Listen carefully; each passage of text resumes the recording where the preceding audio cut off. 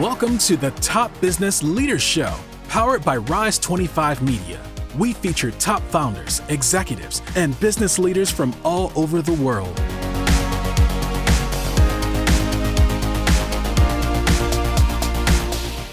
Chad Franzen here, co-host for this show where we feature top restaurateurs, investors, and business leaders. This is part of our SpotOn Series. SpotOn has the best-in-class payment platform for retail, and they have a flagship solution called SpotOn Restaurant, where they combine marketing, software, and payments all in one. They've served everyone from larger chains like Dairy Queen and Subway to small mom-and-pop restaurants.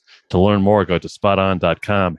This episode is brought to you by Rise 25. We help B2B businesses to get ROI, clients, referrals, and strategic partnerships through Done For You podcasts. If you have a B2B business and want to build great relationships with clients, referral partners, and thought leaders in your space, there's no better way to do it than through podcasts and content marketing.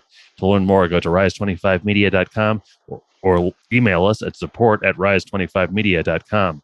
Brian Hurowitz loves working with food. He went to culinary school in Switzerland and worked as a chef in Australia for a year. Brian now lives in Pittsburgh, where he owns and operates 2 Wings Over Pittsburgh franchises and is in the process of opening 2 Primo Hoagies locations. Hey, Brian, thanks for joining me today. How are you? Hey, Chad, thanks so much for having me. I'm doing well. How about yourself? I'm doing well. Thank you so much. Hey, tell me about Wings Over Pittsburgh and what a customer can expect when they go there. Absolutely. So Wings Over Pittsburgh is a very, very close personal favorite brand of mine. I actually started at UMass where I went to college, and that's how I first found out about them. And they just have the absolute best wings, best boneless tenders, and extremely fast delivery. So as a college student that loved that type of food, I would get it all the time. And so when you order at Wings Over, you can expect top quality chicken products, the best, crispiest, juiciest bone-in wings, nice, big, juicy tenders, 25 different flavors to choose from, and different sides and drinks and everything else to complete the meal. So you were a fan of that when you were in college. There's a lot of franchise options out there, though. What attracted you specifically to becoming a Wings Over franchisee? So for me, it's about that close personal connection. I did train as a chef. I did work in a number of restaurants, and I think in a perfect world, I would have loved to open, Brian's restaurant with Brian's menu. But in today's landscape, opening a restaurant is an extremely risky endeavor, and so I made the decision to go with franchising because I was starting a business and I had help with the build out, the design, and the menu. So as a chef, if I'm going to give up that right and the ability to create the menu and do those offerings, it had to be a best-in-class brand. There's a ton of different franchises that people can work with and you can do really well with them. But for me, it had to be best-in-class, best-in-class, best-in-class. Yeah, tell me a little bit about your background in the restaurant industry prior to this. I know you have a lot of international experience. Absolutely. So my first job in high school, like many kids, I got a job at the local retirement home, and I started off as a server, and then I got moved back into the kitchen, and I learned everything from running the cafe to doing dish to setting up, doing expo. Once I had really realized how much I enjoyed that, I started studying hospitality and tourism management at UMass Amherst. I specifically chose that program because it was one of the best hospitality programs, and they also offered the 1 year abroad in Switzerland that I was able to do. So I met with my professor, who was the liaison for the program, my freshman year, and I said, hey, I'm really interested in doing this my junior year. I figured I would, reach out to you, introduce myself, see what I need to do. He asked me, what my goals were. And I said, I think I'm much more interested in food and restaurants than hotels.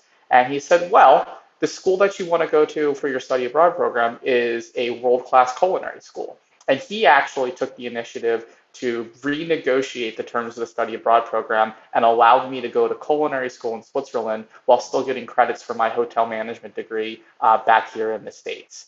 Once I did that, that really was the launching point for everything. I had 6 months of school from a chef in a small village. I then worked in a hotel as an intern in one of the ski areas for 6 months. I went back to UMass. I finished my bachelor's degree, and because I'd already done their equivalent of 4 semesters worth of work in Switzerland, I only needed 1 more semester to graduate. So I went back and I finished that degree by doing the pastry program. Came back to the States. I lived with my parents for a few years to help pay off some of my college debt, and I got hired by a local restaurant called Masa. And the family who ran Masa, they were a Portuguese family. who made pizza and started a restaurant. And so they had a lot of really cool Portuguese dishes, but then they had myself and a head chef who got to play around and work with the rest of the menu. After doing that for a couple of years, I got the opportunity to go to Australia. They have a really cool program for anybody who doesn't know called it's a 12-month visa. It's called the Working Holiday. And if you're under the age of 30 and you have a valid US passport, you can go online.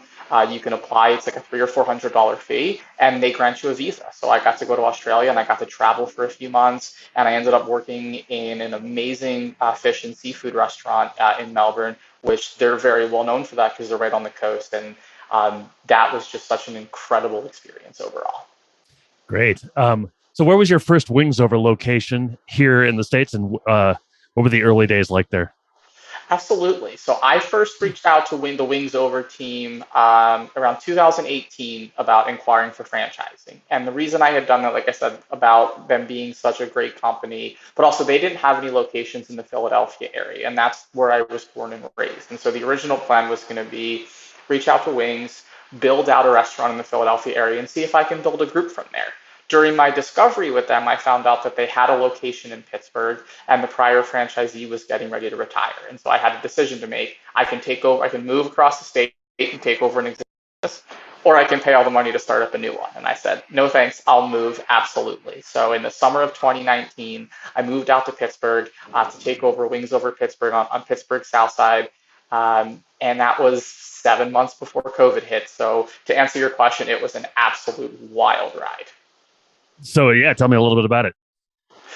So I came in, like I said, that was summer 2019. We shut down the restaurant for about 2 weeks, pulled everything out, deep cleaned, organized, reset everything, set the standard with the employees, and really hit the ground running for that fall of 2019. Everything was going really well, obviously super busy, steadily growing the sales. We were seeing anywhere from like a 5 to 15% lift throughout those first few months.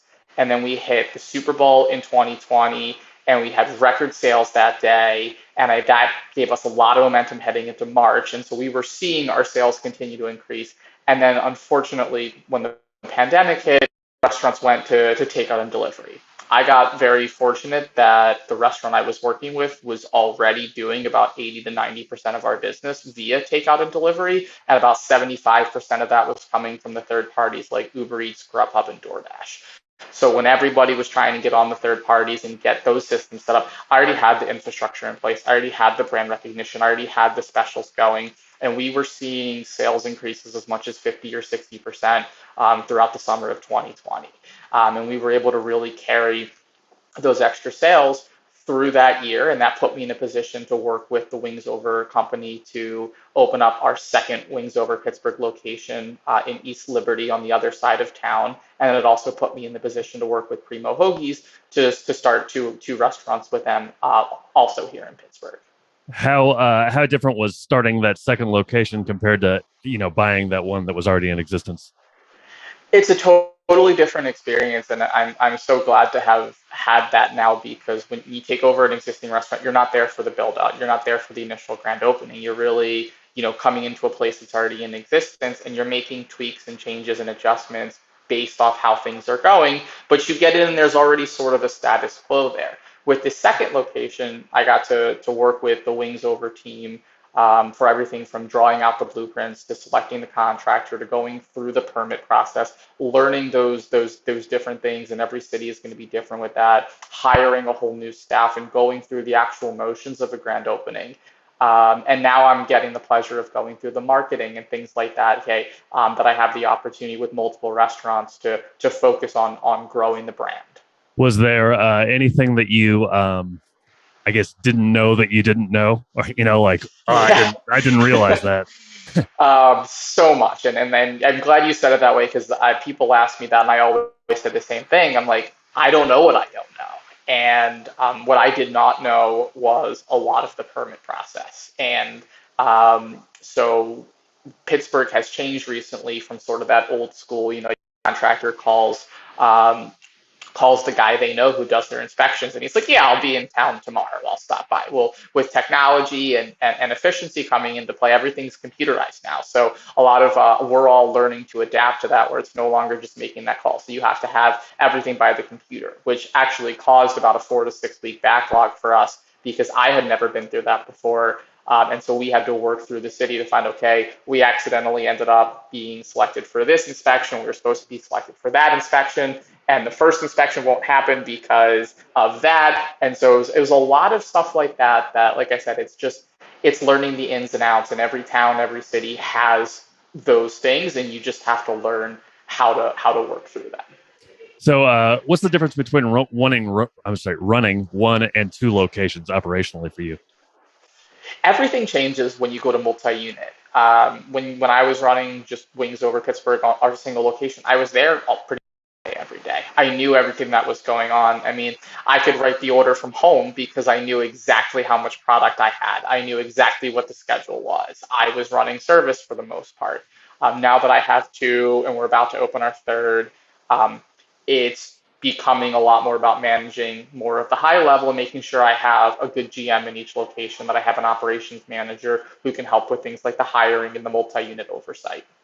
Yeah, tell me a little bit about Primo Hoagies then, and what's attractive to you about that? Absolutely. So for me, like I mentioned before, I was born and raised in the Philadelphia area, and that's where Primo Hoagies started. So the majority of their locations are in the Philly, South Jersey area, and their hoagies are amazing. As far as chain franchises go, Primo is by far best in class. Their bread has won multiple awards. It's a hard-seeded roll that's baked off fresh throughout the day. It's higher quality meat. Everything is sliced to order. And so I said, hey, if I'm not going to be living in Philly like I thought I would, I love living in Pittsburgh, I might as well bring some parts of Philly here. And the other thing that really helped with it is, even though Primo didn't have any locations in Pittsburgh, because there's so many Philadelphia area residents as well as shore destination travelers, for a company that had no locations in Pittsburgh, they had one of the best brand recognitions I'd ever seen. How will that be? How will those be different than maybe Wings Over Pittsburgh from an operation standpoint? Or is it basically the same thing? They're very similar. I think one of the reasons I went with this is diversifying the portfolio is important. I don't want to stray too far from the path, right? Like my expertise is quick service restaurants like Wings Over. And so Primo is sort of the opposite within the same category. Wings Over is comfort food. It's deep fried. It's crispy. It is going to be late night. It's going to be partying. It's going to be, and there's a lot of bleed over with football. Then you have Primo, which is doing hoagies and the hoagies, and all of a sudden it's significantly more catering, it's significantly more daytime. So you have these 2 brands that can really, really work so well together, because Primo is huge in the day, with dinner time being their incremental sales. And Wings is the opposite. The lunch times are incremental. The dinner time and the late night is really where we do the bulk of our business. What will be the key to kind of maintaining a high standard at 4 different locations? A lot of time, a lot of effort, and a lot of communication. And all of that boils down to training. And I'm really fortunate. I have an operations manager. His name is Joe. And he is just absolutely phenomenal. He has over 30 years experience in retail and other types of leadership. I have my GMs are all amazing. Really strong work ethics, really strong leaders. So I'm able to work with them. And let them be able to work with their teams in order to get that standard where it needs to be. I have one more question for you, but first, how can people find out more about all of the locations and what you have going on?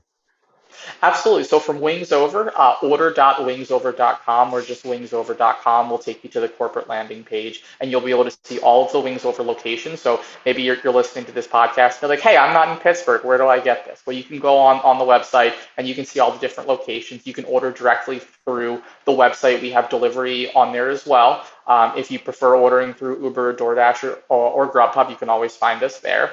And then the same thing for Primo. It's going to be primohoagies.com, or even if you just Google Primo or Primo Hoagies, the company page will come up. And same thing, you can see all the locations, see if there's one near you. You can find out more information about the company, view the menu, the philosophy, all the history, things like that. Last question. Given that you're from Philadelphia, if you were to go to Primo Hoagies as a customer, what would be your go-to item? So my number one item that I grew up always the Italian. The Italian is the classic. I absolutely love it. Of course, Italian sandwiches are going to have a little bit of a higher calorie count. So if I'm thinking about that, I might go with more of like a turkey Diablo. But if it's like gun to your head, it's the last one you're going to eat. It's going to be an Italian. What about wings over? Wings over, my two favorite sauces were the honey mustard and the golden barbecue. So I used to get the 1 pound of tenders, those two sauces, ranch dressing, and fries. And that was like 4 nights a week in college, easy. Okay, very nice. Hey, Brian, it's been great to talk to you. I really appreciate your time today. Thank you so much. Hey, Chad, thank you so much. I appreciate it. So long, everybody. Thanks for listening to the Top Business Leaders Show, powered by Rise 25. Visit rise25.com to check out more episodes of the show and to learn more about how you can start your own podcast.